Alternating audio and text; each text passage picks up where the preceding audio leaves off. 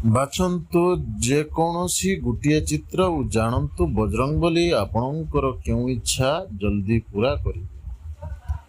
ନମସ୍କାର ବନ୍ଧୁଗଣ, ଜୟ ଜଗନ୍ନାଥ। ଭିଡ଼ିଓଟିକୁ ପୂରା ଦେଖିବେ।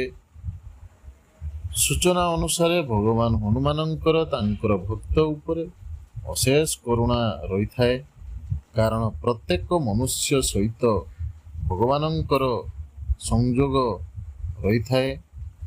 ଯେଉଁ ଲୋକମାନେ ଭଗବାନ ବଜରଙ୍ଗବଳୀଙ୍କର ଭକ୍ତ ଓ ଏହା ସହିତ ନିତ୍ୟ ଭଗବାନଙ୍କର ନିତ୍ୟ ପୂଜା ଆରାଧନା ସହିତ ହନୁମାନ ଚାଳିଶା ପାଠ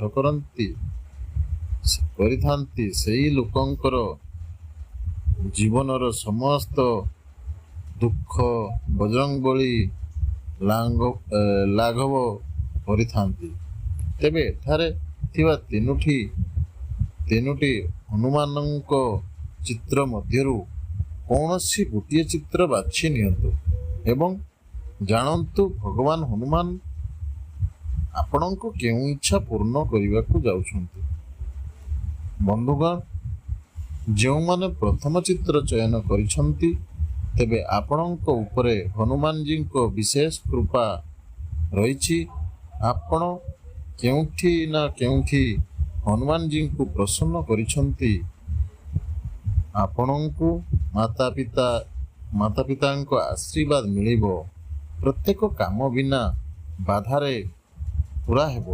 ଆଗାମୀ ସମୟ ଖାସ୍ ହେବ। ଆପଣଙ୍କର ଆସୁଥିବା ସମୟ ହନୁମାନଜୀଙ୍କ କୃପାରୁ ଅନେକ ସାରା ଖୁସି ଖବର ନେଇକି ଆସିବ। ଅଟକି ରହିଥିବା ଧନ ଫେରି ପାଇବେ।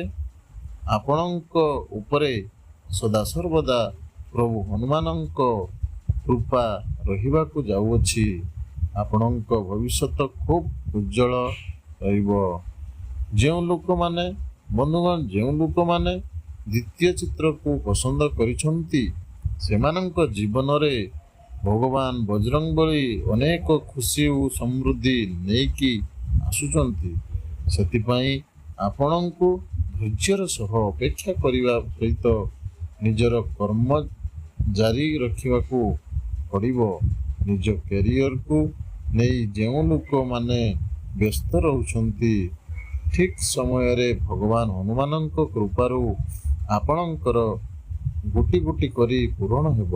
ତେଣୁ ପ୍ରତ୍ୟେକ ବ୍ୟକ୍ତି ନିଜ କର୍ମ ଉପରେ ଭରସା କରିବାକୁ ପଡ଼ିବ, ଯାହାଦ୍ୱାରା ଆଗାମୀ ଦିନ ଗୁଡ଼ିକ ଆପଣଙ୍କ ପାଇଁ ବହୁତ ହିଁ ଭଲ ରହିବ।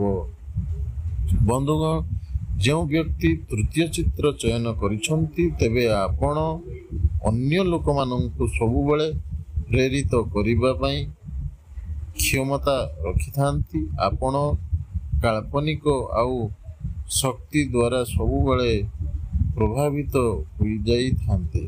ଆପଣଙ୍କର ଗୁଣ ଅନ୍ୟ ଲୋକମାନଙ୍କୁ ସବୁବେଳେ ସାହାଯ୍ୟ କରିଥାଏ। ଆପଣ ଯେଉଁଠି ବି ଯାଆନ୍ତି, ଲୋକମାନେ ଆପଣଙ୍କ ଉପରେ ପ୍ରଭାବିତ ହୋଇଯାଇଥାନ୍ତି। ଆପଣ ସବୁବେଳେ ପଜିଟିଭ୍ ଚିନ୍ତାଧାରାର ବ୍ୟକ୍ତି ଅଟନ୍ତି। ଭଗବାନ ହନୁମାନଙ୍କ କୃପା ଲାଭ କରିବା ସହ ଭବିଷ୍ୟତରେ ଆପଣଙ୍କ ଭାଗ୍ୟ ଖୋଲିବାକୁ ଯାଉଅଛି। ତେବେ ବନ୍ଧୁଗଣ, ଆପଣ କେଉଁ ନମ୍ବର ଗଦା ବାଛିଛନ୍ତି, ଆପଣଙ୍କୁ ନିଶ୍ଚୟ ଆମକୁ କମେଣ୍ଟ ମାଧ୍ୟମରେ ଜଣାନ୍ତୁ ଏବଂ ଆମ ଭିଡ଼ିଓଟିକୁ ଲାଇକ୍ କରନ୍ତୁ, କମେଣ୍ଟ କରନ୍ତୁ, ସେୟାର କରନ୍ତୁ ଆଉ ସବସ୍କ୍ରାଇବ୍ କରିବାକୁ ଜମାରୁ ଭୁଲିବେନି। ଯଦି କିଛି ଭୁଲ ତ୍ରୁଟି ରହିଯାଇଥାଏ ତାହେଲେ କ୍ଷମା କରିଦେବେ। ଜୟ ଜଗନ୍ନାଥ, ଜୟ ବଜରଙ୍ଗବଲି, ଜୟ ଶ୍ରୀରାମ। ଧନ୍ୟବାଦ।